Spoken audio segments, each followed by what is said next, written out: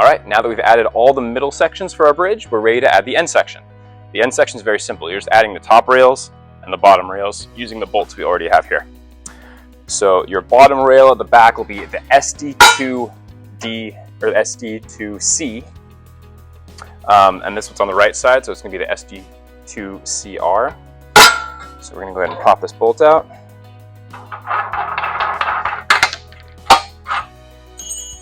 And add it in. Now, since this is the end and we're not adding another cross brace in this junction, we're putting another SD8 in there. So it's going to go on right there, onto the cross brace, and into our upright here.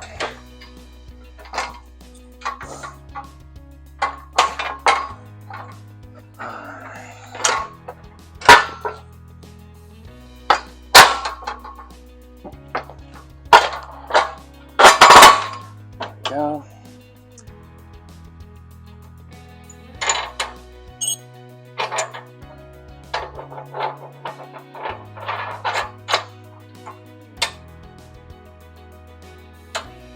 And once again, we're using the long 7/8" bolts for this connection.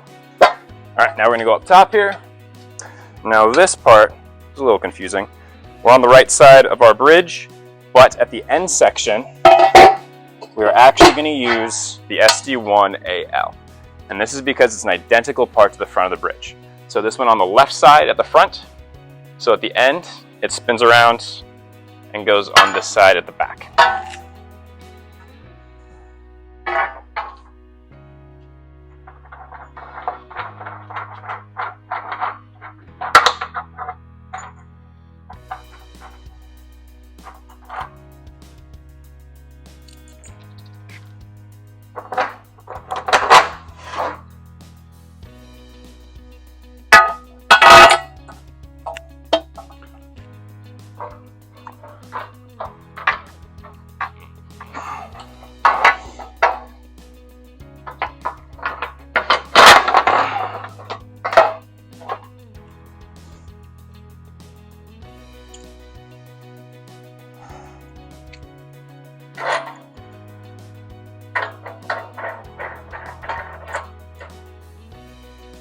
Okay.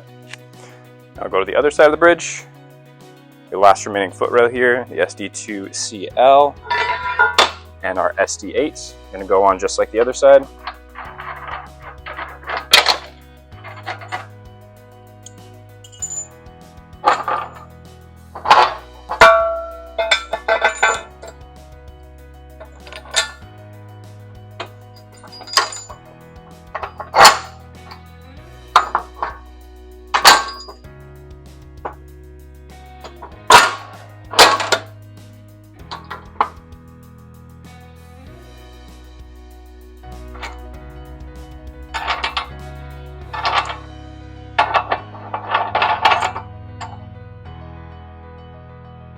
And finally, our last top rail.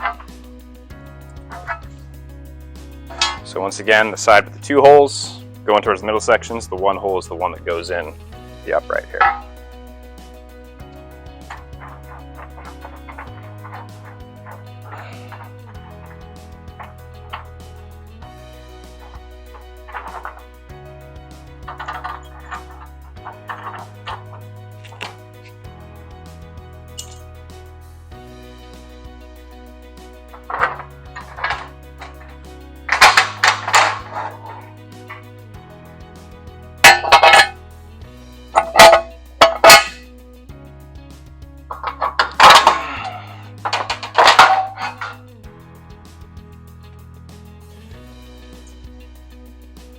Fasteners on the back.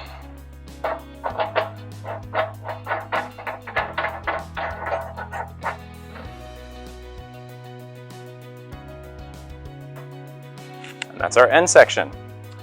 If you haven't been seaming as you go ahead and put in all the seams between the top rails and bottom rails. If you have been putting the seams in, we're done with the major frame.